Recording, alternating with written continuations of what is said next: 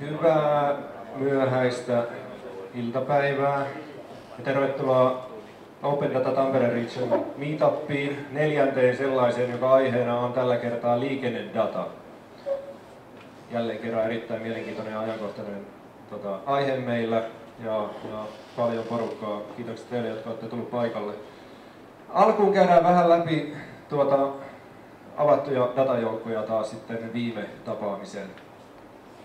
Sitten meillä on muutama mielenkiintoinen puheenvuoro täällä ja lopuksi olisi tarkoitus vähän ottaa teidät kaikki mukaan ideointiin ja tekemiseen. Eli katsotaan näiden esityksen jälkeen, että minkälaiset työryhmät meillä tulee olemaan. Ehkä 2-3 työryhmää on ja päästään vähän työstää sitten jonkin aikaa tuossa lopussa sitten asioita eteenpäin. Työryhmien aiheet voi liittyä pysäköintiin, joukkoliikenteeseen, mahdollisesti OpenStreetMapiin. Katsotaan mitä keksitään ja minkälaisia asiantuntijoita meillä on täällä joukossa. Mun nimi on tosiaan Matti Saastamoinen ja mä vedän tätä Open Data Tampere Region projektia. Kaverina mulla on toisena oikeastaan palkkaa tästä projektista saavana henkilö Jarkko Moilanen tuolla flappitaulun luona. Jarkko toimii yhteisömanagerina. Jos haluatte käyttää langatonta verkkoa, niin semmoinen löytyy täältä. Tunnus on, tai verkon nimi on New Factory ja salasana sinne on Demola, Protomo, Suuntaamo. Ja jokaisen sanan ensimmäinen alkukirjain isolla löytyy tuolta flappitaululta. Sitten meillä myös on yhteisöllinen muistio. Osoite löytyy myöskin tuolta flappitaululta. Niin voitte sinne sitten kirjoitella muistiinpanoja tälleen kootusti. Ja sinne on jo jotain tietoja laitettu saataville. Linkkejä, kaikkea muuta mitä tulee mieleen, niin lisätkää tonne, niin samalla jaatte sen kaikille muillekin ja muutkin voi täydentää sitä muistioa.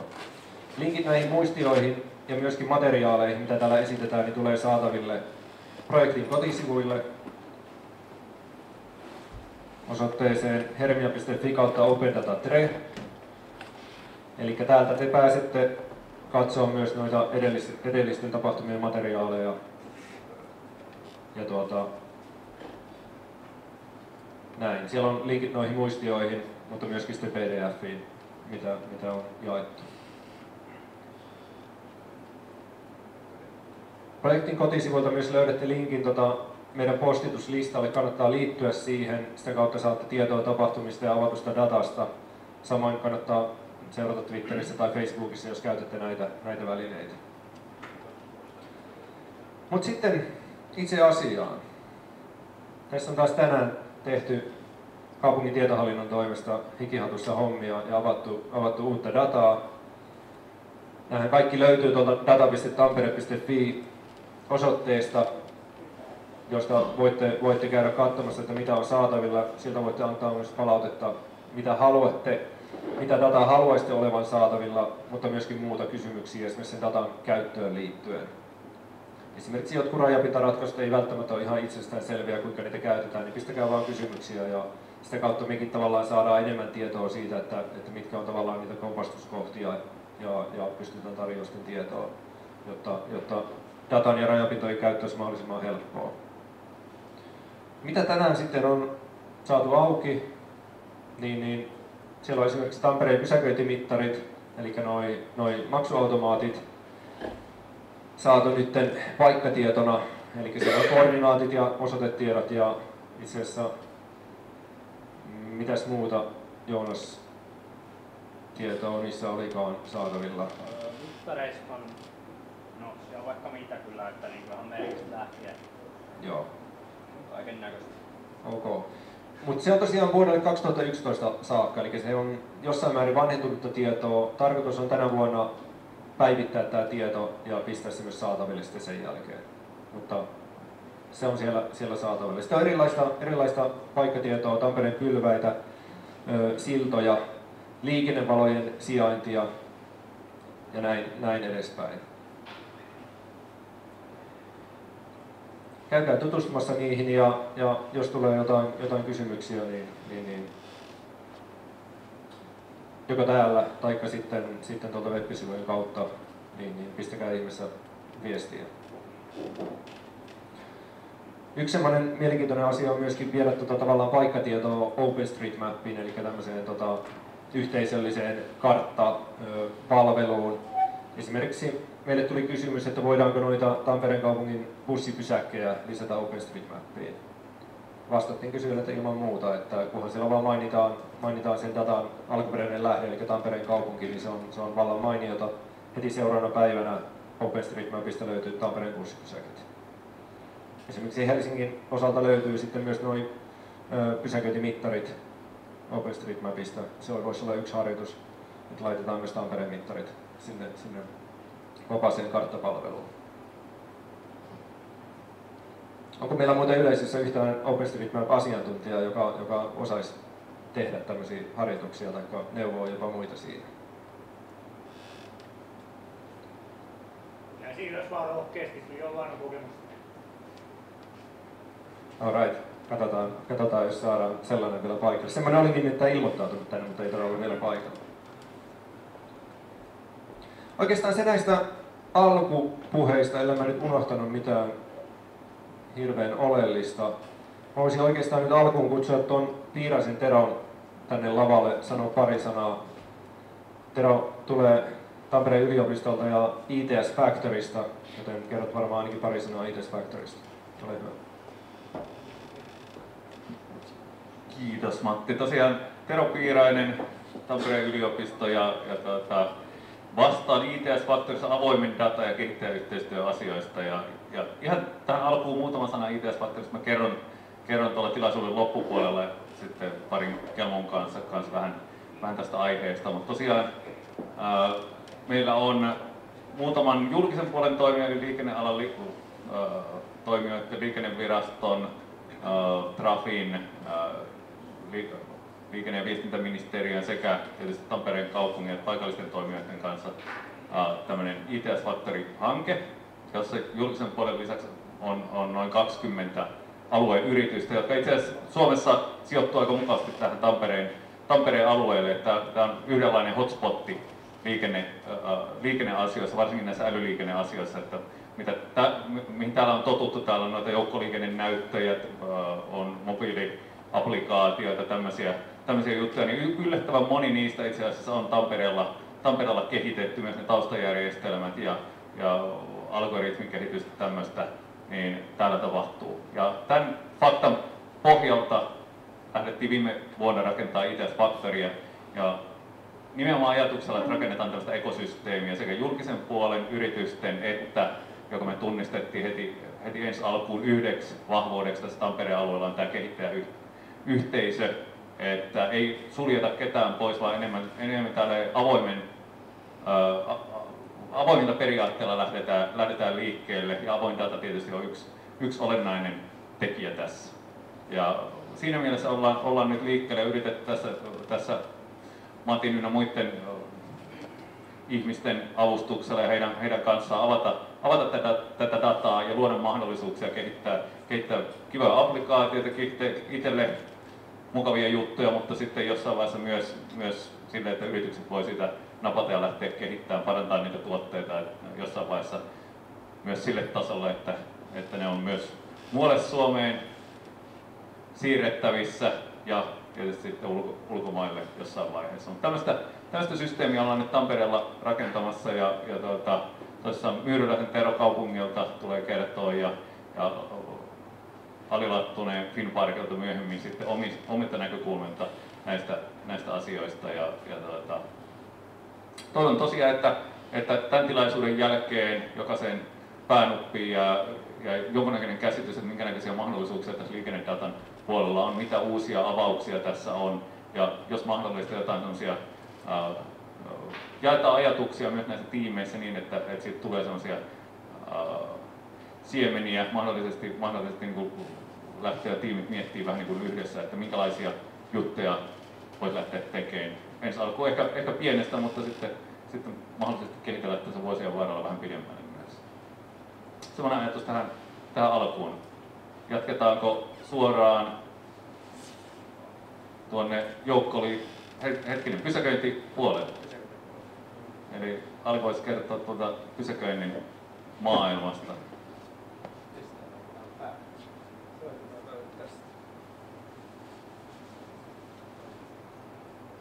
No niin, hyvää iltapäivää.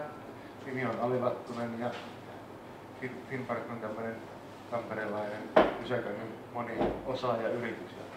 Me omistetaan pysäköintitaloja Tampereella, operoidaan pysäköintiä Tampereella omissa kohteissamme, myös muualla Suomessa. Myös, jossa meillä ei toki meidän omia kohteita, mutta meillä vuokrakohteita on sitten muuallakin Suomessa. Sitten operoidaan Tampereella kadunvarsipysäköintiä, myydään pysäköintijärjestelmiä, jotka tänä päivänä yhä enemmän muodostuu tietojärjestelmistä, ohjelmistotuotteista. Ja sitten Tampereen kaupungin omistamana yrityksenä niin meillä on myös vastuu tästä niin yhdyskuntasuunnittelusta ja rakentamista Tampereella. Tämmöisenä tuoreempana hyvänä esimerkkinä on tuo P-hämtti tuossa Hämeenkadun alapuolella, mikä mahdollistaa aika paljon täällä niin kaupunkikehittämiselle tulevaisuudessa. Pysäköintidata, datasta, niin sikäli täytyy teille vähän tuottaa pettymystä, että aika vähän on valmista. Tietoa on paljon olemassa. Pysäköinti ja pysäköinnin operointi perustuu tänä päivänä tosi paljon reaaliaikaisen datan hyödyntämiseen. Ja sitä dataa syntyy meillä joka päivä. Ihan jos kaikki kuvadata, kameradata, kaikki lasketaan mukaan, niin ihan gigatolkulla. Kaikista pysäköintitapahtumista, sisäänajoista, ulosajoista, kaikista syntyy dataa koko ajan. Mutta juttu on siinä, että se on aika paljon semmoista niin kuin meidän yrityksen sisäistä dataa. Että se mitä sitten voidaan julkaista, niin se datajoukko on tietysti huomattavasti suppeampi. Vähän sen noista pysäköintidataan liittyvistä haasteista ensimmäisenä. Eli pysäköinti on valtakunnan koko mittakaavassa hyvinkin pirstaloitunut ala. Täällä Tampereella se ei sitä niinkään ole. Me ollaan kohtuullisen niin kuin, vahva toimija täällä Tampereella. Toki on muitakin pysäköinnin toimijoita, Takuuparkkia, Europarkkia Tampereella, mutta pääasiassa pysäköinti Tampereella on Finnparkin näpeissä. Mutta valtakunnallisesti se asia ei ihan niin ole, että operaattoreita on, jotka siis pysäköintiä tekee ja operoi, niin niitä on, yrityksiä on paljon. Eri kaupungissa on omia pysäköintiyrityksiä, sitten on kunnallisia toimijoita. Ja näillä kaikilla on, tiedätte, niin vähän erilaiset resurssit ja erilaiset tahtotilat. Niin sekin, että minkälainen on tahtotila pysäköintidatan avaamiseen, niin se vaihtelee totta kai suuresti. No sitten on näitä pysäköintijärjestelmiä erilaisia. No, ero tulee tietysti myös siitä, että on niin erilaisia pysäköintiympäristöjä, mutta vaikka puhutaan pysäköintilaitoksista, niin järjestelmiä on erilaisia ja ne tuottaa eri tavalla erilaista dataa ja valmiit rajapinnat sinne on hyvin vaihtelevia. Ja sitten, koska tämä on pirstaloitunutta, dataa on hyvin eri puolilla maata eri muodoissa, niin periaatteessa tarvittaisiin tämmöinen integraattori, mutta kenellä on siihen niin kuin motivaatiota lähteä tekemään semmoista, mutta tahtotila on hyvin vaihteleva, niin kuin sanoin, ja ehkä tästä pysäköintidatasta on aika vaikea tehdä sellaista bisnestä, se ei ole niin kovasti rahan arvosta tavaraa. No, sitten on tuo sensitiivinen data on yksi juttu, että tosiaan niin,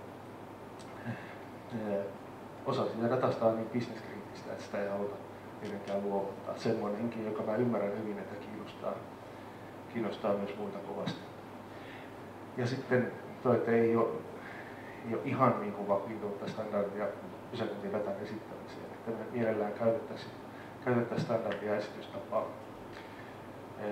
Mikä tuossa liikennepuolella Datex 2 on semmoinen aika hyvä ehdokas, mutta sielläkin se pysäköintiin liittyvä osa siitä standardista on vielä vakiintunut. Mutta mennään sen mukaan, mitä meillä on käytettävissä siitä speksejä. Mennään sitten ihan tuohon dataan suoraan. Ei pistä enää näitä yleisiä juttuja. Pysäköintilaitokset. On olemassa jo sähköisessä muodossa dataa ja sitä niin kuin voidaankin julkaista, mutta siihen ei ole vielä tehty julkaisun rajapinta. pysäköintikohteista on ihan julkisia tietoja, noin tuossa luetellut nimi, osoite, sijainti, kapasiteettitiedot, tietyt tällaiset fyysiset rajoitteet, niin kuin maksimikorkeus. Tällaiset on, niin kuin, ne on meillä järjestelmissä sähköisessä muodossa ja ne tiedot voidaan antaa ulos, mutta just rajapintaa ei ole vaan toteutettu, eli siinä mielessä ei ole julkaistu. Ja sitten näitä tietoja tullaan täydentämään siinä vaiheessa, kun niitä aletaan avoimena datana julkaista, niin myös näitä erilaisia tyyppitietoja, joita määrittelee nimenomaan tämä DATEX 2-standardi tai sen luonnos. Eli pysäköintilaitoksen tyyppiä, niitä on tällaisia, että onko se maanalainen kohde, ulkoalue, park and ride kohde, lentokenttäkohde, kaikkia tämmöisiä erilaisia luokitteluita siihen sisältyy. Sanallisesti sitä voidaan kuvata. Ja sitten käytetyt maksutavat on sellaisia, jotka kiinnostaa asiakkaita. Hämmästyttävää kyllä, ehkä hämmästyttävää. Tampereella ollaan ihan pysäköintimaksamisessa kärjessä tuossa luottokorttimaksamisessa. Täällä niin esimerkiksi Hämpissä 70% maksetaan luottokortilla, kun jossain muissa Suomen kaupungissa puhutaan jo tällaista 10% määristä tai suhteesta pysäköintimaksamissa suhteessa käteinen ja korttimaksamisessa. No, tämä oli tämmöinen sivujuoni. Ja sitten aukioloajat. Siinä mulla on kysymysmerkki sen takia, koska mä en tiedä, riittääkö sen standardin ilmaisuvoima kovin monimutkaisten aukioloaikarakenteiden esittämiseen, mutta todennäköisesti riittää. Se on vielä kohtuu yksinkertainen asia. Ja se on kiva asia tietysti kertoo asiakkaalle, koska se on auki. Meidän kohteet suurimmassa osassa on auki ympäri vuorokautisesti. Joo, sitten niin tämä julkaisusuunnitelma syksyn aikana. Sen tarkempaa tietoa ei ole, niin kuin ymmärrätte, niin tämmöinen niin datan julkaiseminen, niin se ei ole yritykselle sellaista niin liiketoimintaa. Todellisuus on se, että meillä on oikeastaan koko vuosi ja osa ensi vuotta täynnä kaikenlaisia asiakastoimituksia ja tämmöiset niin projektit tehdään vähän sitten niin otona. Vähän sellaista goodwillia, että julkaistaan avointa dataa, mutta kyllä se meidän koko ajan mielessä on ja me ollaan mietitty siihen tietojärjestelmiä. Mutta tulossa tuon tarkempaa en osaa sanoa syksy 2013 ja muoto on tuo DATEX 2. No sitten toi, että mitä ei todennäköisesti julkaista, niitä on tietysti paljon muitakin, en lähde kaikkia erittelemään, mutta tuo tariffi on semmoinen, mikä niin kuin ehkä maallikko voi ajatella, että miksi ei. Että miksi ei voi kertoa paljon pysäköinti maksaa. Kyllä me se halutaan kertoa, mutta pysäköintilaitosten tariffirakenteet on hirvittävän monimutkaisia. Se ei ole vaan sillä, että maksaa nyt vaikka euron tunti maailman tappiin asti, vaan ne on hyvinkin niin kuin sellaisia hienojakoisia ja vaihtelee eri laitoksissa. Voi niin kuin, 10 minuutin välein vaihtuvat tariffit. Ne ei ole niin ollenkaan lineaarisia eikä sellaisia niin selkeitä esittää. Sen takia DATEXin nimenomaan ilmaisuvoima ei niihin riitä. Ehkä me voitaisiin kertoa sitten, että paljonko ensimmäinen tunti maksaa, mutta se on sitten kerrottava asiakkaalle, että se esitystapa on se, ettei tule väärinkäsitystä, että se seuraavakin tunti maksaa saman. Ymmärrettävä? Jos standardin ilmaisuvoima riittää, niin totta kai tämä julkaistaan. No sitten toi dynaaminen tieto. Se on semmoinen, mistä paljon puhutaan. Eli tarkoittaa nyt pysäköintilaitosten kohdalla ajantasaista varaustilannetta eri muodoissaan ilmaistuna. Sekään ei ole yksikäsitteinen käsite. En ole sitä auki kirjoittanut, mutta pysäköintilaitoksissa on erilaisia käyttäjäryhmiä. Ja jokaiselle näille käyttäjäryhmälle pysäköintioperaattori, esimerkiksi Finpark, määritellään oma kiintiönsä. Eli jos laitoksen kapasiteetti olisi 1000 paikkaa, niin meillä voi olla jollekin asiakasryhmälle 200 paikkaa, jollekin 300 paikkaa ja niin edespäin. Ja se, että paljonko laitoksessa on tilaa, ei ole yksikäsitteinen asia, vaan jollekin asiakasryhmälle on tämän verran tilaa, jollekin toiselle tämän verran ja kolmalle tämän verran. Sen takia tämä ei ole niin helppo asia ilmaista. Mutta yleensä sitten kun puhutaan varaustilanteesta näin kansanomaisesti, niin tarkoitetaan sitä niin kuin vapaata kapasiteettia, joka on semmoiselle ihan satunnaiselle lyhytaika-asiakkaalle käytössä. Se on ehkä helpompi asia ymmärtää kuin muut asiakasryhmät. No niin, eteenpäin. Eli julkaisusuunnitelma edelleen syksy 2013 ja muoto on tuo Datex 2. Mutta tässä päästään nyt vähän siihen niin kuin bisneskriittiseen tietoon. Eli me julkaistaan avoimesti tällaisena niin luokiteltuna tietoa tämä varaustilanne. Eli Datex 2 määrittelemään tällaisena luokkina, että onko se niin saavutettavissa se pysäköinti, että vapaata on reilusti tai onko se niin kuin täynnä, mutta niin kuin laskemassa se ajoneuvojen määrä siellä vai onko se melkein täynnä ja nousemassa vai onko se kokonaan täynnä vai onko se suljettu. Tällaista niin luokiteltuja tietoja me tullaan julkaisemaan ja mun mielestä se riittää sille pysäköintiasiakkaalle tiedoksi. Se ei tarvitse sitä tietoa, että nyt siellä hallissa on 457 paikkaa vapaa. Ei se asiakas tee sillä tiedolla mitään, vaan sillä tiedolla, että onko se palvelu hänelle saavutettavissa sillä ajan hetkellä tai lähitulevaisuudessa. Ja tätä tosiaan tässä en ole kirjoittanutkaan, mutta toi tavallaan ennustaminen ja trendit sisältyy tähän jo tätä kautta, että siinä on tämä niin kirjoitusvirhe on tuossa decreasing, mutta decreasing tarkoittaa ja increasing, että siinä on myöskin trenditieto mukana. Eli lähitulevaisuuden ennustamista tiettyjen trendien perusteella. Niin tuo absoluuttinen tieto, paljonko absoluuttisena lukumääränä on paikkoja vapaana, niin se on bisneskriittistä tietoa. Ja se on sitä kautta sellaista, että kun tariffit on julkisia meidän web-sivuilla ja mahdollisesti näiden rajapintojen kautta, niin sitten jos me kerrotaan vielä niin kuin tällaisia, että paljonko paikkoja minäkin ajanhetkellä, niin se on vähän sama kuin julkaisisi yrityksen myyntiraportti. Ja me ei haluta sitä kilpailijoiden takia tehdä, koska me pysäköintioperaattoreina monissa kohteissa kilpaillaan muiden operaattorien kanssa näistä operointisopimuksista. Joku voisi toimia, saisi niin hyvät aseet meitä vastaan sillä, että se seuraisi sitä niin kuin meidän laitosten käyttöä, ja tietää tariffit, että pystyy laskemaan meidän tuotteiden kohteelle. Ja tehdä esimerkiksi seuraavan kerran, kun operointisopimus on kilpailutettava, niin se voi tehdä niin meitä paremman tarjouksen, silloin tarkempaa taustatietoa.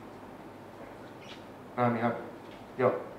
Sama tietohan on teillä myös, ja tehdään sitten myös paremman tarjouksen seuraavalla kerralla. Mistä me saadaan niistä muiden kohteista tietoa, jos ei niistä julkaista? Ei teidän omasta kohteesta, mitä on kysynyt. No, se me tiedetään joka tapauksessa, että niistä julkaista. Joo, mutta tämä on se, että tällaista niin absoluuttista paikkatietoa me julkaistaan vaan niin meidän yhteistyökumppaneiden, luotettujen yhteistyökumppaneiden käyttäjät, eli käytetään sitä tietoa itse. Tämä taitaa olla mun viimeinen slaidi. Tuo kadunvarsipysäköinti semmoisena toisena pysäköintityyppinä. Niitähän on toki sitten muitakin pysäköintityyppejä, mutta nämä on sitten mikä tässä Tampereella lähinnä kiinnostaa. Eli nuo sijaintitiedot ripukeautomaateista, siellä oli se 2011 tilanne, joka on 2011 tilanne, ja sen jälkeen on poistunut automaattia ja on tullut lisää, että se ajan tasaistetaan tämän vuoden aikana ja julkaistaan edelleen, mutta muodosta nyt ei ole tietoa. Se Datex 2, mitä mielellään käytettäisiin standardina, niin se ei kyllä niin tämä kadunvarsipysäköinnin ja tällaisiin niin ripukeautomaattitietoihin, paikkatietoihin ei ota yhtään mitään kantaa. Varmaan Jenkeissä, missä sitä niin myös paljon kehitetään standardia, niin siellä on vielä ne paikkakohtaiset mittarit. No sitten on maksuvyöhyketiedot. Ei ole olemassa vielä näitä maantieteellisiä rajoja. Tai siis on tietysti, mutta sellaisessa muodossa, että niitä voitaisiin julkaista. Ja edelleen taas niin joutuu sanomaan, että standardi ei tällaisia vyöhyketietoja taida tukea. Ja tariffit, niin nekin on kaikki julkista tietoa. Jos joku sopiva muoto löytyy, ne ilmasta, niin kerrotaan. Sitten on sieltä tämä dynaaminen tieto. Sitä ei vielä oikein ole olemassa. mutta niin tulevaisuudessa lähdetään uudistamaan vähän tätä kadunvalaisen pysäköinnin toimintamallia ja maksutapoja. Ja sitä kautta me aletaan saamaan paikkatietoa niistä pysäköinneistä myös siellä. Eli voidaan kertoa joko maksuvyöhykekohtaisesti tai jonkun pysäköintiautomaatin palvelualueen ympäristöstä, että paljon siellä on maksettua pysäköintiä, niin kertoo tämä tieto reaaliajassa. Mutta se vie vähän aikaa. Tampereella on yli 200 pysäköintiautomaattia. Toki ne ehkä tulee vähenemään tulevaisuudessa, kun tuodaan muita maksutapoja. Mutta niiden uusiminen vie tällä uusimistahdilla, että niitä muutama kymmentä uusitaan vuodessa, niin se tulee viemään kuitenkin aika kauan. Eli se tieto tai sen tiedon saatavuus kehittyy vähitellen. Mutta tällaisia asioita pysäköinnistä multa saa kysyä tässä ja multa saa tulla kysymään sitten tuossa sitten myöhemmin. Kiitoksia tältä erää.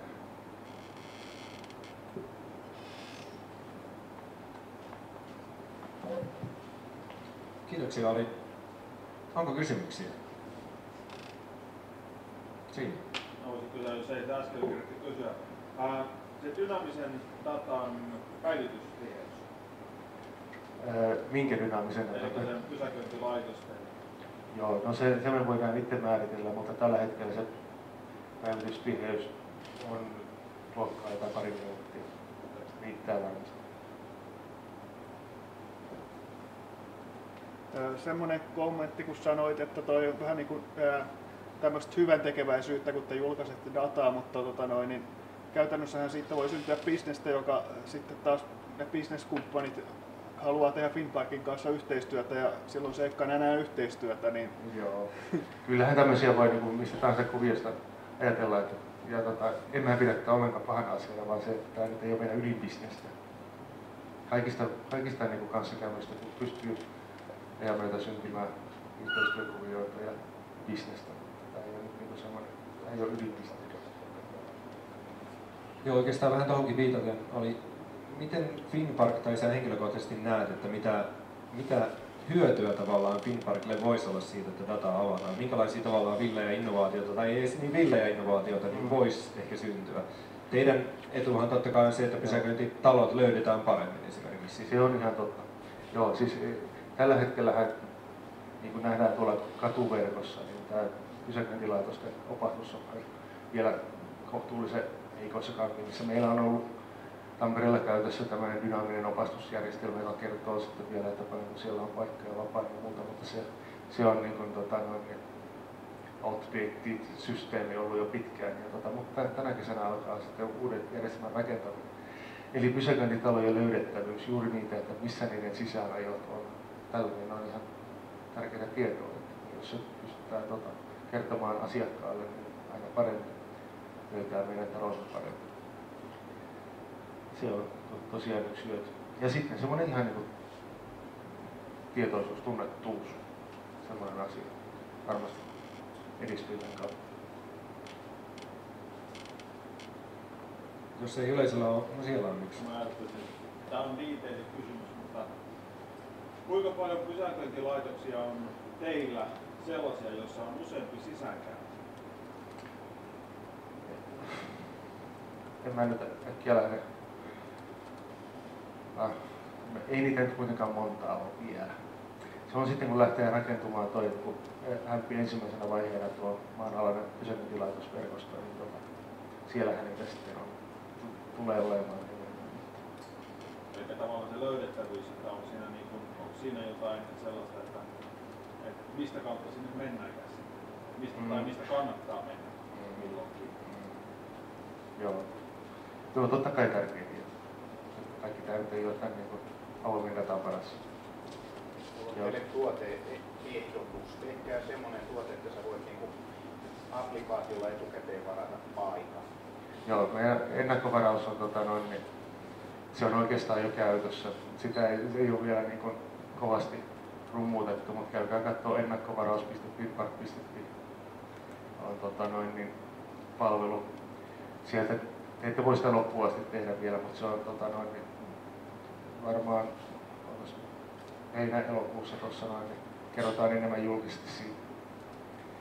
Eli pysäköinti voidaan varata tiettyihin kohteisiin ennakkoon. Kaikkiin se ei ole mahdollista.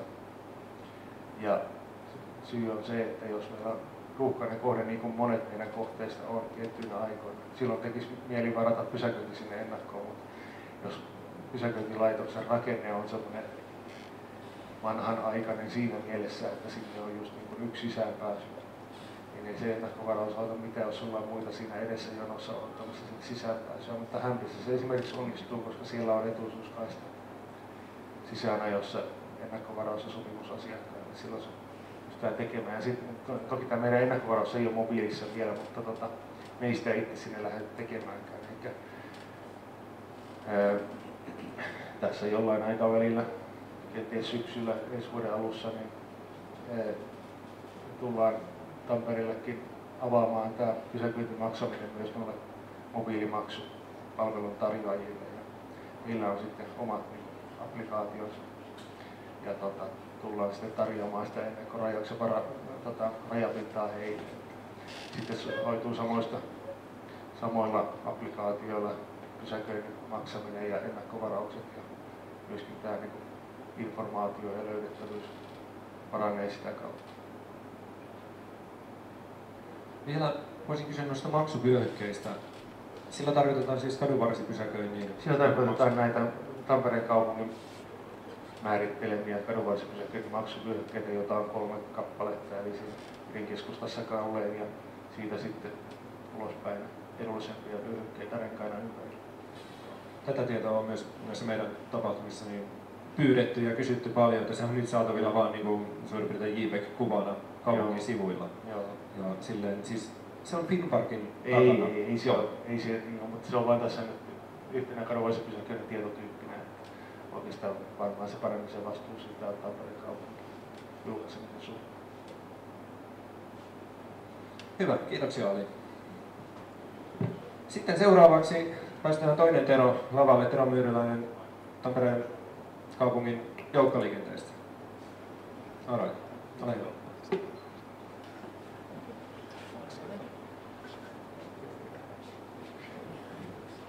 Joo, terve vaan kaikille minunkin puolesta. Mä oon tosiaan Tero Myyryläinen, tulen Tampereen joukkoliikenteeltä ja siellä toimin joukkoliikenneinsinöörinä liikennesuunnittelun puolella pääosin, eli aikataulu- ja reittisuunnittelua, mutta sen lisäksi myös vastaan näistä meidän nettipalveluista, mitä meillä on. Ja siihen liittyen olen täällä tänään sitten puhumassa meidän avoinna olevista rajapinnoista. Ja meillä on tällä hetkellä avointen rajapintojen kautta saatavilla 3 eri muodossa dataa. Eli meillä on tuommoinen reittioppaan API, sitten on myöskin GTFS-muotoista dataa saatavilla sekä sitten Siri-muotoista dataa. Nämä 2 viimeksi mainittua datamuotoa on ihan kansainvälisiä standardeja ja toi reittioppaan API on sitten ihan sama rajapinta, mikä tuolla Helsingissä on HSL:llä käytössä. Eli se on semmoinen HTT, semmoinen rajapinta, mistä pystyy sitten kyselyllä saamaan XML-tietoa niin vastauksena. Eli sieltä saa ihan aikataulu- ja reittidataa ulos kautta. Tämä GTFS-standardi on taas, sitä on käytetty alun perin tiedon siirtämiseen tuonne Google Mapsiin, sinne joukkoliikennereittihakuun. Mutta sitä voi nykyään myös käyttää tuolla OpenTrip Plannerissa, joka ottaa sitä dataa sisään ihan semmoisenaan. Eli tuo OpenTrip Planner on avoimen lähdekoodin perustuva reittiopas. Ja toi paketti on sitten ITS Factorin palvelimella jaossa. Se on sellainen zippimuotoinen paketti, mikä sisältää tekstitiedostoja ja sieltä löytyy ihan aikataulu- ja reittidataa sieltäkin.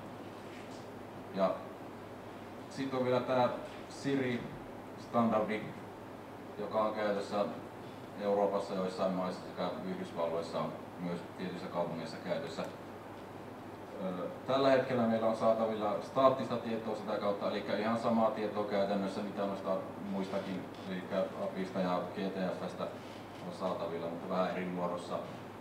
Ja tulossa on myöskin Siri-muotoista reaaliaikaista tietoa, eli ajoneuvojen sijainti reaaliaikaisesti ja sitten odotusaikaennusteita pysäkeille, että kuinka pitkään menee, että bussi saapuu sille pysäkille. Ja tänään sain tietää, että tällä tai ensi viikolla avataan tuo reaaliaikainen rajapinta Siristä, että ihan lähiaikoina on tulossa.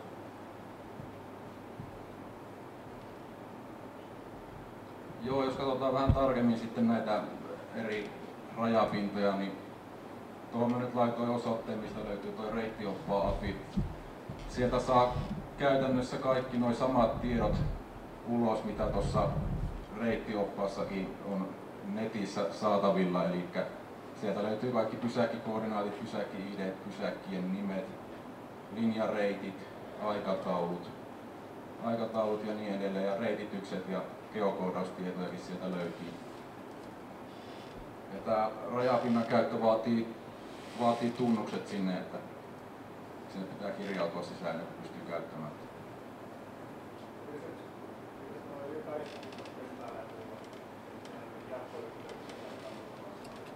Ne on sitten matkahuollon alla vielä tällä hetkellä naapurikunnat, mutta suuri osa naapurikunnista siirtyy sitten meidän suunnittelun alle ensi vuoden kesästä lähtien, niin sen jälkeen tästä rajapinnasta löytyy myös naapurikunnista tietoa.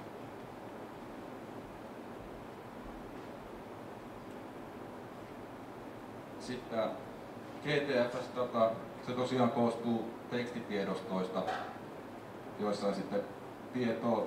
Mä nyt listasin tuohon, että mitä tiedostoja sieltä löytyy, eli siellä on tuommoinen stops.txt-tiedosto, mistä löytyy ihan pysäkkien ID-nimet ja koordinaatit. Sitten on tuommoinen reittitiedosto, missä on linjatietoa, linjojen numerot ja reitit ja määränpäät.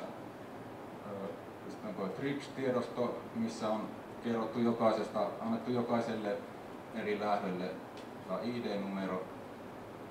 ID-numero ja sitten ne on liikitetty tuonne kalenteritiedostoihin, eli tiedetään minä päivinä ne tietyt lähdöt ajetaan. Sitten on myös tuo Stop Times-tiedosto, missä on annettu jokaiselle pysäkille, mikä kautta se tietty vuoro ajaa, niin semmoinen pysäkkiaika. Ja uutuutena tähän nyt tällä viikolla lisättiin vielä tuo Shape-tiedosto, eli sieltä saa ne reittien muodot, eli muodot kulkee ihan katulinjaa pitkin, eikä sillä suorana viivana pysäkiltä pysäkille.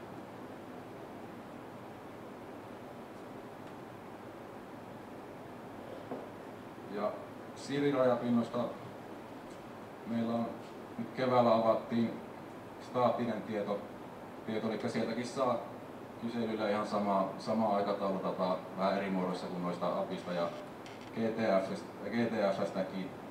Mutta tosiaan ensi viikolla viimeistään on tulossa avautumassa toi reaaliaikainen tietokin, eli sieltä saa samat tiedot, mitä meillä on näkyvissä nettisivuilla tuolla liikenteen seuranta palvelussa, eli sieltä saadaan kartalle näkymään, että missä autot liikkuu, sekä lisäksi saadaan reaaliaikaiset ennusteet jokaiselle pysäkille, että milloin auto on tulossa kyseiselle pysäkille.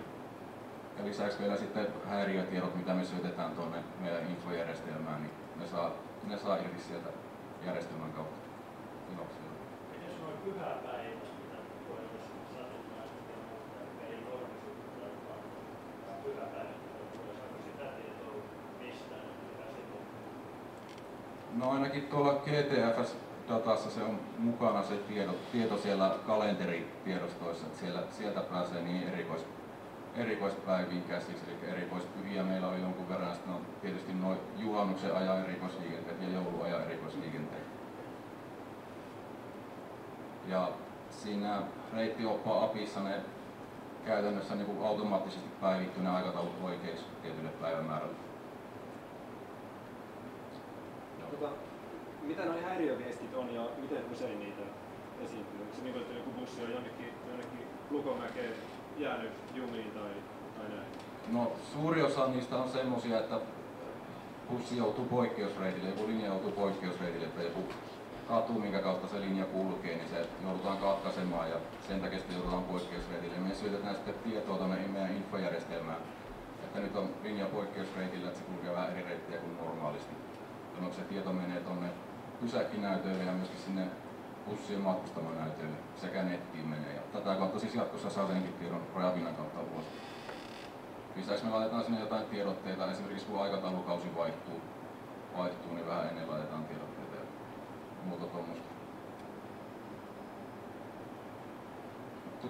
Eipä mulla tässä oli ne asiat, mitä mä ajattelin tänään kerrottu, että tuosta osoitteesta saa enemmän tietoa meidän rajapinnosta. Siellä on hyvin koottu nämä rajapinnat, mitä meillä on avoinna ja mitä tietoa sieltä saa ulos. Eli kiitoksia vaan, jos kysymyksiä löytyy, niin voin vastailla pelkästään. Mikä se on se päivityssykli niissä tuossa reaaliaikaajatuksessa? Kuinka usein? Tai... No mä en muista ihan tarkkaan, miten se määriteltiin, mutta ihan muutaman sekunnin välein se oli joka tapauksessa. Ei. Tuleeko sieltä myöskin nopeus ja suunta? Joo, nopeus ja suuntakin kuuluu siihen.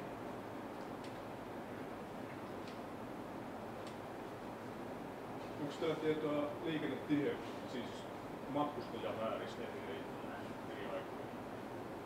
Joo, meillä on tietoa, me saadaan nousut pelkästään. Eli meillä ei ole niinku tietoa siitä, että millä pysäkeillä ihmiset jää pois. Meillä on vain nousut, eli me saadaan tietyn linjan ja tietyn lähdön nousumäärät, mutta ei niinku matkustajamääriä esimerkiksi tietyllä katuosuudella.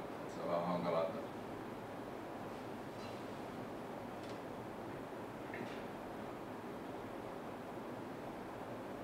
No, nythän on tehty Tampereellakin erilaisia kännykkäsovelluksia, missä hakee aikataulut ja hakee bussien sijainnin sen lissun kautta. Nythän meillä on avautumassa oikeasti aito avoin rajapinta tuon Sirin myötä, mikä on todella hyvä juttu. Eli näitä kännykkäsovelluksia nyt on tullut. Mitä muuta teillä on niin mielessä, että mitä tämä kehittäjäyhteisö voisi niin kehittää, mistä oikeasti teillekin niin voisi hyötyä niin tavallaan, että saisitte enemmän joukkoliikenteen käyttäjiä, mikä varmaan on tavoite joukkoliikenteen. Joo, no me ei varmaan itse asiassa niin osata edes itse miettiä, että mihin kaikkeen sitä voisi käyttää. Että lähinnä noin niin mobiilisovellukset justiinsa, että joukkoliikenteen käyttö olisi helpompaa ja sitä kautta saisi helpommin tietoa. Esimerkiksi joku semmoinen joukkoliikennenavigaattori voisi olla aika kätevä, että niin käytännössä reittiopas, mutta niin reaaliaikainen reittiopas. Eli se tietää sun sijainnin ja sitten se sinne jonkun määränpään, mihin sä oot menossa ja se antaisi jotain reittiehdotuksia sitten reaaliajassa. Semmoinen voisi olla aika kätevä systeemi. Onko meitä yleisössä ketään, joka on rakentanut Tampereen bussisovelluksia kännykkään tai muuten hyödyntänyt näitä tietoja, mitä nyt on ollut auki? Siellä on puolittaista. Toukokuun alusta asti tehdä. All right. No niin, päästi kohta hyödyntää sitä Siri-rajapintaa. Elikkä viikon 2 päästään ehkä nauttia siitä Siri-rajapinnasta. Kyllä, ensi viikolla lupas vetetään aukeaa rajapintaa. Luotetaan siihen. Loistavaa. Mehän pyrittiin saamaan siellä tähän tapahtumaan mennessä, mutta nyt ei valitettavasti saatu. Mutta hieno kuulla, että kuitenkin ehkä jo ennen juhannusta päästään sitten oikeasti käsittelemään sitä. Kiitoksia Tero. Kiitoksia. No niin, muutenkin silleen varmaan teillekin, kun saadaan Siri-rajapintaa auki ja muuten, niin voi tulla tarvetta niin kuin kokoontua uudelleen, ehkä käydä sitä vähän enemmän läpi. Meillä on varmaan mahdollista saada Tero myöhemminkin ehkä niin kuin esittelee vähän niin kuin teknisestä kulmasta näitä asioita. Ja jos on niin semmoiselle tarvetta, niin pistäkää vaan meillekin viestiä ja kyllä me huudellaan sosiaalisessa mediassa ja muissa kanavissa, että haluatteko mahdollisesti tämmöistä tilaisuutta järjestettävän. Pyritään ilman muuta auttaa siinä. Oikeastaan yksi kysymys vielä tuli mieleen tähän HSL:ään liittyen, että HSL on aika aktiivinenkin kehittäjäyhteisö. Meillä on myös omat kehittäjäsivut dev.hsl.fi. Onko Tampereella vähän samanlaista ajatusta tai toivetta, että jotenkin voitaisiin aktivoida kehittäjäyhteisöä ja ehkä ruveta vähän tiiviimpäänkin yhteistyöhön niin näiden kehittäjien kanssa? Joo, se olisi kyllä ihan toivottavaa, että me ollaan jonkun verran tehty nyt yhteistyötä sinne Helsingin suuntaan, eli meillä on ihan vastaava se reittioppaa-api kuin sielläkin, ja sieltä esimerkiksi mitä sovelluksia sinne on tehty, niin niitä on otettu käyttöön myös täällä Tampereella, koska se ei hirveätä työmäärää vaadi, mutta tietysti se on positiivista, että täälläkin olisi oma kollektiivista. Oikeastaan vielä tuohon jatkokysymykseen. Helsinki ja Tampere käyttää vähän tai aika paljonkin samoja järjestelmiä. Onko muita kaupunkeja Suomessa, mitkä niin käyttäisivät reittiopasta tai muita samoja rajapintoja? No ainakin Turussa on käytössä se sama Logican tai CGI:n reittiopas, mutta mä en tiedä onko heillä sitten rajapintaa siihen avoinna. Samoin sitten matkahuollolla on käytössä sama reittiopas.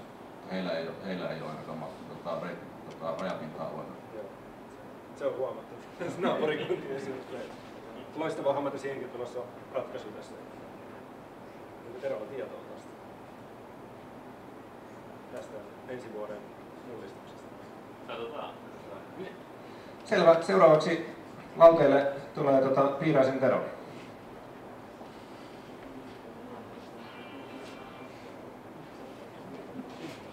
Mä vähän ihmettelen, että mitä toi Matti oikein odottaa, kun täällähän me ollaan. Täällä on niin joukkoliikenne, puhutaan liikennedatasta ja on niin kehittäjiä kutsuttu paikalle. Niin.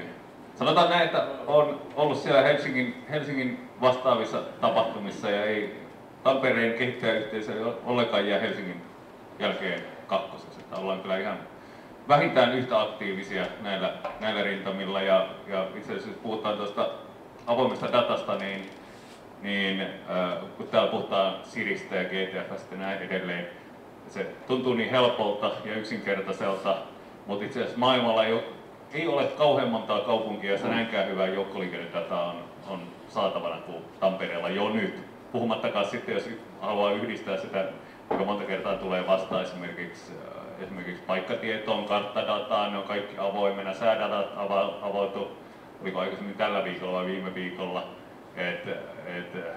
niin erityyppisille applikaatioille niin on todellakin täällä mahdollista kehittää sellaisia asioita avoimen datan päällä, mitä ei muualla ole. Nämä on aika luksusta. Esimerkiksi tämä reaaliaikadata joukkoliikenteestä, niin ei vastaavaa löydy käytännössä mistään muualta.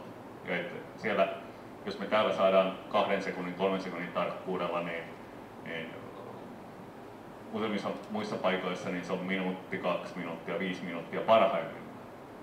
Todellakin, jos halutaan hienoja ja todella vaikkapa nyt vaihtaa bussista toiseen ja varmistaa, että sitä ehtii välillä vaihtaa, niin Tampereella on mahdollista kehittää jotain tuollaista sovellusta, mikä ei vielä missään muualla onnistu. Siinä mielessä hyvässä tilanteessa ollaan. Ihan nopeasti, tosissaan mun varsinainen puheenaihe tässä on kehittäjä hiekkalaatikko, eli mä mainitsin ITS Factorista, että miten ITS Factory sen lisäksi, että me on nyt niin kuin sekä kannustettu kehittäjiä, kerätty kehittäjiä tämän niin kuin datan ympärille, yritetty mahdollisimman paljon saada dataa auki, niin meillä on myös tämmöinen hiekkalaatikko, josta mä kohta kerron, mikä on vielä yksi käden ojennus ITS Factorista kehittäjän suuntaan. Mutta sitä ennen mä ihan nopeasti mä mainitsin tuossa alkuun tätä meidän verkostoa, että mikä tämä ITS Factory ylipäänsä on. Ja meillä on nämä julkisen puolen toimijat, meillä on noin 20 yritystä, tuossa on yritysten logot plus sitten erinäköisiä symppaajia sitten, joiden kanssa toimitaan, ollaan täällä uuden tehtaan tiloissa nytten ja Hermian kanssa tehdään paljon yhteistyötä ja paikallisten tutkimuslaitosten, yliopistojen kanssa. Et meillä on aika vahva verkosto ja tosiaan jos tätä verkostoa katsoo, vertaa vaikka mitä on muualla Suomessa, niin kyllä tämä ehdottomasti on vahvin keskittymä näiden sanotaan liikenteen älyasioiden kanssa, mitä Suomesta löytyy. Yksi kaupunki jäi kyllä mainitsematta tuosta, että Oulussa on myös niin kuin sanotaan, että se on yksi yhteistyökaupunki, jossa kanssa on hyvää liikehdintää, mutta pitkälti ollut tässä Tampere-Helsinki-akselilla.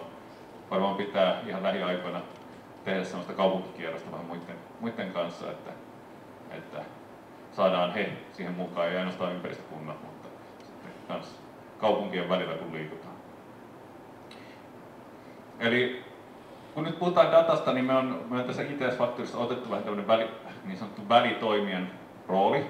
Eli yhdistetään tiedon tuottajia ja loppukäyttäjiä ja varmasti niin kuin sovelluskehittäjät, yritykset, yksittäiset kansalaiset on täällä käyttäjäpuolella. Tuottajapuolella tietysti Tampereen kaupunki yhtenä tärkeimmistä, mutta sitten myös muut seudun kunnat, mutta mitä ei passaa ollenkaan unohtaa tässä, niin myös yritykset. Me ei ITS Factorissa mitenkään ylen katsota eri tyyppisistä yritystä. Finnpark tässä jo oli esillä, eli myös täältä liikelaitoksista ihan puhuttu kaupallisista yrityksistä tulevaa dataa, koska siellä voi olla myös intressejä, monta kertaa onkin intressejä, joko avata sitä dataa myyntiin niin, että sillä on joku yksikköhinta, tai sitten jos siinä on jotain tällaisia välillisiä hyötyjä, vaikka pysäköintilaitokselle, että pysäköintipaikat löytyy, niin mikäpä ettei. Monessa tapauksessa varmaan sen lisäksi tässä oli vähän, että mitä on ne sovellukset, mitä haluttaisiin nähdä vähän pysäköinnistä ja joukkoliikenteestä, niin yksi tärkeä varmaan tässä avoimen datan puolella on myös, että näitä on mahdollista integroida hiukkasen ehkä uuden tyyppisiin juttuihin, jotka ei ole puhtaasti liikenneasioita tai puhtaasti pysäköintiasioita, mutta kun liikkuminen liittyy niin moneen asiaan, Helsingissä esimerkiksi, ja onhan se Tampereellakin, ravintolapäivä, niin kuin isompi liike Helsingissä, mutta Tampereellakin paljon säpinää sinä päivänä, kun on monta kuin 10 ravintolaa täällä nyt on, niin heillä on sovellus sitä varten, että löytää nämä pikkuravintolat tuolta kaupungilta ja pääsee liikkumaan, mutta heidän kanssaan oli justiin HSN-tilaisuuden keskustelua, että mitä jos joku tekisikin sellaisen sovelluksen, että miten julkisilla pääsee tosi kätsästi, yhdistetään nämä aikataulut ja ravintolapäiväravintolat, että ehtis saman päivän aikana kiertää usein. Että tämmöisiä mielenkiintoisia integrointeja siellä pystyy sitten tekemään, kun ei tarvitse jokaisen datanomistajan kanssa erikseen käydä hintaneuvotteluja ja neuvotteluja ylipäänsä, että onko mahdollista käyttää tämmöisiä ja minkä näköisillä ehdoilla ja näin edelleen. Tosiaan tämmöisenä välitoimijana tässä nyt hetken aikaa toimittu. Tero jo mainitsi tuon datakatalogin siellä wiki.itsfactory.fi sivuilla. Sinne kerätään dataa myös tietoa sovelluksista. Kysymykset ja vastaukset on muistankohan mä sen osoitteen oikein, avoindata.net. Sieltä löytyy, eli ei ole erikseen lähdetty tekemään kysymys- ja vastauspalstaa, mutta avoindata.net, sinne vastataan myös liikenneaiheisiin kysymyksiin. Eli nuo jo on, tuolla on piirretty sitten tuommoinen hyvin tietokannan näköinen tynnyri. Tässä on itse asiassa vielä se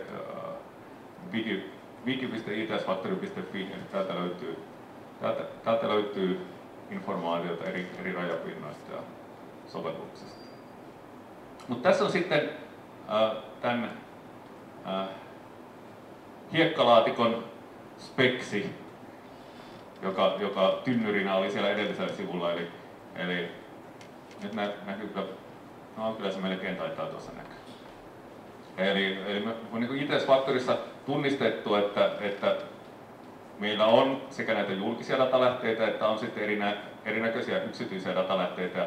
Yksi sellainen tärkeä asia, mitä me on tässä painotettu, joka tuli jo tänäänkin esille useampaan kertaan, nämä standardit rajapinnat. Eli kun me lähdetään kuitenkin siinä mielessä liikkeelle, että yksittäiset sovellukset yksittäisen kaupungin pienelle käyttäjäjoukolle on niin tosi kiva juttu. Monet tekee niitä ihan omaan käyttöön. Pari viikkoa sitten HSL-tilaisuudessa kuulin justiin, joku ei ollut tyytyväinen yhteenkään HSL-alueen sovellukseen, niin se oli omaan käyttöönsä tehnyt sitten. Ei se ollut kellekään näyttänyt, se sanoi, että se on kaikista paras, mutta ei kellekään muuta sitä anna. Semmoista voi tehdä, mutta me on lähdetty siitä, että kun me käytetään näitä, mainittiin GTF, mainittiin Siri ja noin edelleen, että kun lähdetään tekemään, ja pysäköinnissä oli se Datex, että kun tehdään joku sovellus tai palvelu tai mikä nyt onkaan tämmöisen rajapinnan päälle, niin okei, me voidaan tehdä se ensin Tampereelle, mutta sitten jos nyt muuttaa Turkuun, niin sitten se saattaisi toimia jopa sieltä, tai sitten joku saattaisi olla kiinnostunut ostamaan sen sieltä. Tai olin viime viikolla Dublinissa, ne kaikki sovellukset, mitä mä sain sieltä ladattua, niin oli suoraan sanottua surkeita. verrattuna Tampereen Helsingin sovelluksiin. Voisi hyvin kuvitella, että kun sieltä löytyy samanlainen rajapinta, johon sen sovelluksen voi heittää suurin piirtein suoraan, niin löytyisi jopa ostajia, voisivat muutaman euron siitä elosta maksaa. Eli rakennetaan standardeja rajapintoja sinne dataan. Niitä löytyy sekä tuolta yksityistä puolelta että nyt tämä Siri ja GTF ensimmäisenä esimerkkinä täältä julkisen datan puolesta. Niin me lähdettiin ITS Factorissa nyt rakentaa tämmöistä hiekkalaatikkoa siinä mielessä, että tehdään nyt mahdollisimman helpoksi lähteä rakentaa sovelluksia, palveluita, ja yksi tärkeä käyttäjäryhmä tässä on tutkijat, yliopistot, että kerätään sitä dataa, koska useimmat näistä rajapinnoista niin on semmoisia, että siellä on erinäköisiä rajoituksia. Sä voit ladata sieltä X bittiä minuutissa, tai se data tulee vaan siellä on sen sekunti tai 2, ja sitten se joutuu jonnekin hukkaan. Monessa tapauksessa olisi kiva, että pystyisi käyttämään viimeisen tunnin tai viimeisen päivän tai vaikka kuukauden datat, niin lähdettiin rakentamaan tämmöistä platformia, löydettiin kumppani Cybercom paikallinen konesaliyritys, niin lähdettiin heidän kanssa rakentamaan systeemiä, jossa kerätään sitä dataa, mahdollistetaan, että sinne voi lähteä siihen samaan Cybercomin pilveen, laittaa virtuaalikoneita, jotka pääsee suoraan siihen dataankin. Sieltä löytyy tietokannasta sekä se viimeisin data, että voi hakea vaikka tunnin ajalta tai päivän ajalta tai viikon ajalta sitä dataa esimerkiksi erityyppisiin analyysitarpeisiin. Ja tuommoinen siellä nyt on. Se on avattu muutama viikko sitten ja meillä on siellä ensimmäiset projektit. Tuossa on käynnissä olevat ja suunnitellut 2013 projektit 2 ensimmäistä on hyvinkin käynnissä. Tuossa on jotenkin linkkejä. One Bus Away on softapaketti, joka pyörii 2 amerikkalaisen kaupungin, ei ihan pieniä, Seattle ja New York joukkoliikenteen taustajärjestelmässä, joka prosessoi joukkoliikenteen dataa. Siellä yksi tiimi kokeilee sitä, mitä se näyttää. Sitten Erno ja Harri täällä ainakin tietää tuosta City-navigaattorista. Tämä on projekti, jota tehdään itse asiassa pitäisi HSL. No onhan siinä HSL mainittu, kun se on tuossa listalla. Yhteistyö avoimen lähdekoodin projekti HSL:n kanssa, ja nyt tää varmaan iskee joku demo-efekti. Mutta mä ehdottaisin, että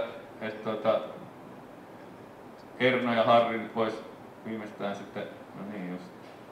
Se tuolla DevHSL Free-palvelimella on nyt niitä uusimpia GTFS-tietoja, että se on se meidän oma palvelin, missä on ne uudet tiedot. No okei. No, jos on mahdollista, niin demoat vaikka täällä tai sitten tuossa ryhmätyövaiheessa. Aivan joo, niin GTFS-datat tämän taustalla oli ehtinyt jo vanhentua, mutta tosissaan pitkälti avoimen lähdekoodin päälle rakennettu reititys, joka yrittää vastata justiin tuohon Myyräläisen Teron kysymykseen, eli miten saisi tämmöisen julkisen liikenteen käyttäjän navigaattorin niin, että kun mä tästä haluan Särkänniemen, niin se kertoisi, että 3 rappua alas ja Väinölinna auki on poikki, ja sitten vasemmalta löytyy pysäkki, josta 25 sekunnin päästä lähtee bussinumero, mikä se nyt olisi, 16. Ja 4 pysäkin päästä pois ja kävelet 250 metriä, niin olet siellä. Eli hyvin yksityiskohtainen, käyttää muun muassa OpenStreetMapsin dataa, mutta varmasti paljon muutakin siinä vielä tarvii tehdä, että tämä on vain tämmöinen protoversio nyt, josta on lähdetty liikkeelle, mutta voi sanoa, että suht lyhkäisellä aikavälillä niin aika vaikuttavan näköinen juttu saatu jo aikaiseksi. Ja tässä taas on sama idea, että se on tehty, se lähti liikkeelle tuolta HSL-alueelta, nyt se toimii maailmassa 3 kaupungissa, Helsinki, Manchester ja Tampere. Eli Manse on hyvin esillä tämän projektin skoopissa. Se voitti jonkun kilpailijan siellä Manchesterissa, sovelluskilpailu. Eli tosissaan nämä mitä Suomessa ja Tampereella ja Helsingissä kehitetään, niin nämä on ihan maailmanluokkaa. Nämä kaikki sovelluskilpailu ja kehitysjutut niin on täällä todella laadukkaita. Muutamia muita projekteja vähän linjaa, minkä näköisiä ideoita täällä on. Aalto-yliopistossa yksi tiimi kehittelee bussilinjadatan, tämän reaaliaikadatan pohjalta bussilinjan visualisointia tai sitä, että miten ne bussit oikeasti siellä ajaa ja ehkä myöhemmässä vaiheessa myös ennustettavuutta. Yleensähän nuo aikataulut näyttää minuutin tarkkuudella, että okei, minuutin päästä tulee bussi. Miten ne sanoisikin sekunnin tarkkuudella tosissaan, että 25 sekuntia. Rapsuttaisi vähän niin kuin joku tiedoston lataus tietokoneessa. Ei se tietenkään ihan sekunnille kovin monen minuutin päähän pysty sitä sanoa, mutta kuitenkin, että vähän tarkemmin. Ja varmasti auttaisi myös esimerkiksi bussilinjojen suunnittelussa ja tommosessa asiassa. Varmaan tätä on keräämistä vähän tarkentaa, koska nykyään saattaa nämä tulla tai 8 tai 0 tullaan niin saman tien.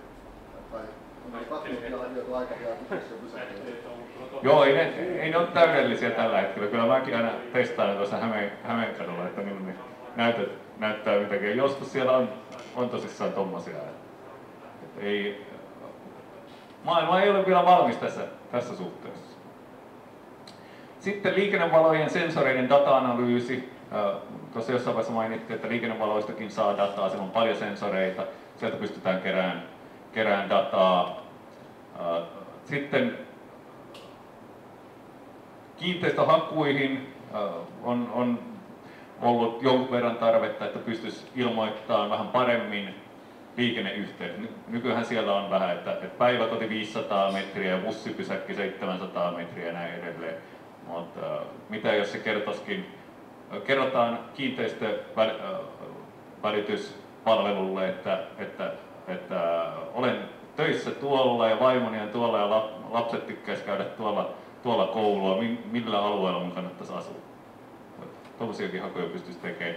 Yksi projekti on itse asiassa sovittu jo HSL:n kanssa, että lähdetään edistämään, ja se olisi myös avoimen lähdekoodin projekti, että siihen on jopa mahdollista tulla mukaan, jos tommoinen asia kiinnostaa.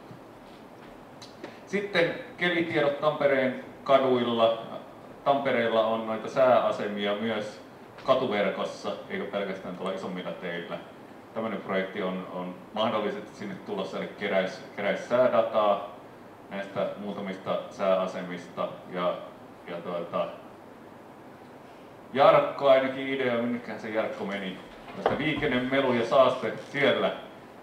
Saastejuttuja voisi olla myös yksi projekti, että jos vaan tarvetta tulee, niin tämmöistäkin voi. Vaihda siihen slaidiin heti kun mahdollista, niin yksityinen sanan tilalle open source. Se ei ole yksityinen. Okei.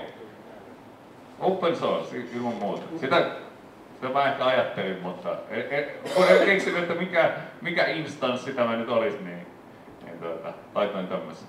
Ja tosiaan meillä on semmoinen diili, että maksimissaan 10 projektia otetaan tuonne tänä vuonna. Että muutama slotti siinä on vielä vapaana.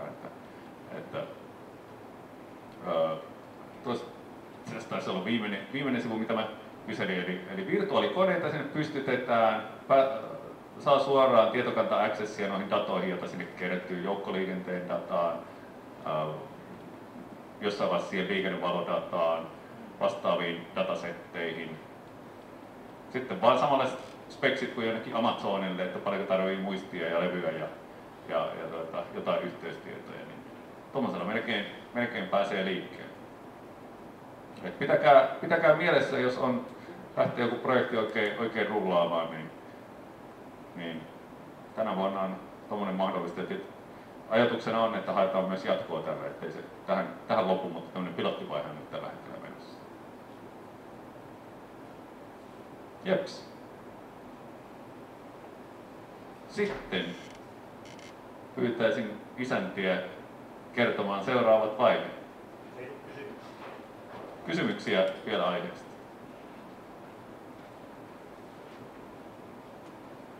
Ei ilmeisesti. Vai onko siellä jollain? Ihan pieni kysymys olisi oikeastaan tuosta, kun sanottiin, että pylväät ja muut on merkitty ja mitä siellä on, niin onko ne jotenkin sanottu, mitä niissä pylväissä on vai että siellä on vain pylväs? Niin tuossa liikennevalolla. Niin ja sanottiin myös muut pylväät, liikennemerkit ja tämmöiset. Tällä hetkellä siis se on ominaistietoina. Että tällä hetkellä siellä on ominaisuustietoina vaikka mitä, mutta niitä ei ole vielä kuvattu tarpeeksi hyvin, että ne pitää periaatteessa itse tutkia, mitä siellä on. Mutta tuo päristä voit katsoa esim. Mitä geoserveri näyttää, se näyttää suoraan ominaisuustiedot sieltä, kun valitset jotain kohteita. Että ne saa kyllä kaikki rajapinnasta tällä hetkellä pihalle, mutta se niin kuin kuvaus kehittäjän kannalta ei ole mikään ideaalista. Sanois nyt nimes kuka? Dukpa Joonas, tietohallinnosta. Dukpa. Hankaa, DUKPA. Että mä tosiaan hoidan tuo Tampereen kaupungin tietohallinnon puolella nyt tätä avaushommaa Matin ja Jarkon kanssa ja VTS Factorykin on siinä mukana. Ja, että mä otan vastaan kommentteja ja toiveita tuosta katalogista. Ja, joo, ihan hyvä. Niitä ei ole riittävästi viety ulkoa. Joo, ja niin kuin Joonas sanoi, niin tuolta päristä löytyy, mä pistin sinne GeoServer-linkit, niin sieltä pääsee sitten klikkaamaan ja katsoa vähän tarkemmin sitä dataa, mitä siellä on saatavilla. Käykää tutustumaan.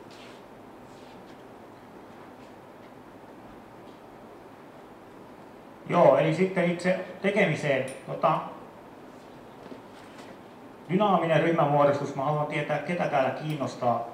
Ne nostaa nyt käden ylös, ketä kiinnostaa GTFS ja Siri.